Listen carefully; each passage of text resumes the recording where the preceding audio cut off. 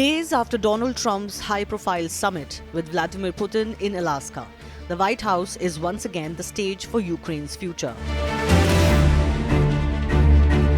This time, it's President Volodymyr Zelensky, maps in hand, facing Trump with a string of European leaders watching closely.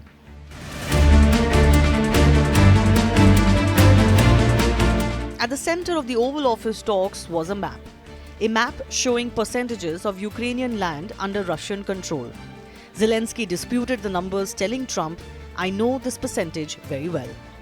The two men debated the shaded territories, with Trump at one point saying, "Good map," and Zelensky quipping, "I'm thinking how to take it back." I showed the President a lot of details on the battlefield, on the map. Thank you so much. Thank you for the map, by the way. Good map. It was great. Yeah. I'm thinking how to take it back. We'll get you. No. I think that we had constructive, specific meeting.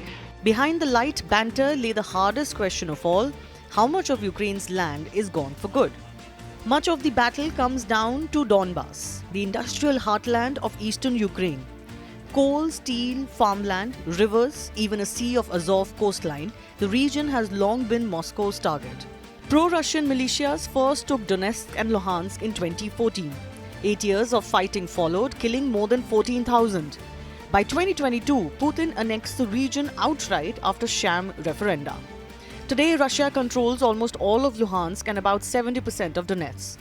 For Putin, retreating from land claimed as Mother Russia is unthinkable. For Zelensky, giving it up would be political suicide. Unconstitutional, militarily dangerous, and unacceptable to 3/4 of Ukrainians.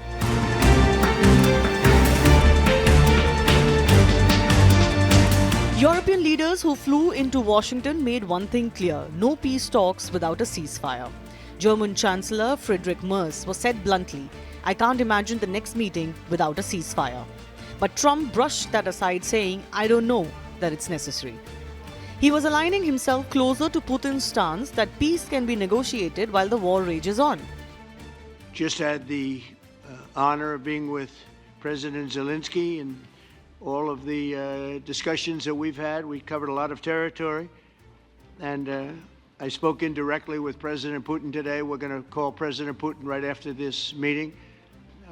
I'm sure we're going to have a solid meeting, good meeting, maybe a great meeting, and we're going to try and work out a trilat after that and see if we can get it finished. I think that the European nations are going to take a lot of the burden. We're going to help them, and we're going to make it very secure. We also need to discuss the possible exchanges of territory, taking into consideration the current line of contact. This is something that's very attainable, and it can be done in the near future.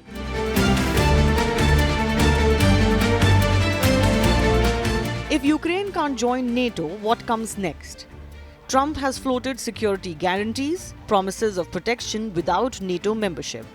In Washington, Zelensky said those guarantees might soon include a $90 billion package, advanced US weapons, air defense, aviation systems, and even deals for Ukraine to sell drones to America. European leaders welcomed this shift. NATO chief Mark Rutte called it a breakthrough. This is the only way to fix it. And by the way, I think as a follow-up, we would need probably a quadrilateral meeting, because when we speak about security guarantees, we speak about the whole security of the European continent. And this is why we are all united here with Ukraine on this.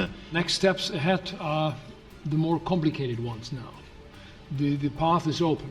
You opened it last Friday. But now the way is open for complicated negotiations. And to be honest, we all would like to see a ceasefire, the latest from the next meeting on. Still, the details remain vague. Would US troops or European forces ever be deployed? Or is this another paper promise like the failed guarantees Ukraine was once given in 1994?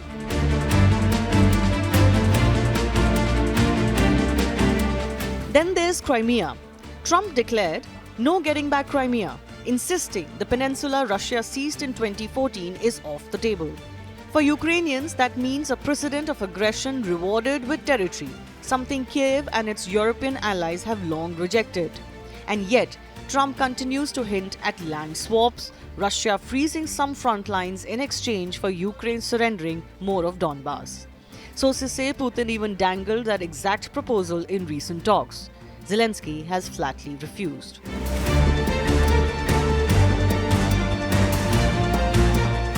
Perhaps the biggest surprise came when Trump announced plans for a Putin-Zelensky summit. He said he had begun arranging a bilateral between the two leaders, followed by a trilateral with himself at the table. Zelensky signaled he was ready. No, we don't have any date. We just confirmed after this productive meeting with President and then with all our colleagues, with partners, we confirmed that we are ready for a trilateral meeting. And if Russia proposed to President of the United States bilateral, and then we will see the result of bilateral, and then it can be the trilateral. So I said always, so Ukraine will never stop on the way to peace, and we are ready for any kind of formats, but on the level of leaders. Putin for now has only agreed in principle. Whether Moscow actually shows up remains doubtful. So what's the crux of the conflict? For Putin, it's recognition of Russian control in Donbas and Crimea. For Zelensky, it's defending sovereignty and refusing to trade land for peace. For Trump, it's cutting a deal, one that may blur the lines between Ukraine's survival and Russia's ambitions. And for Europe, it's holding the alliance together while avoiding a precedent that borders can be changed by force.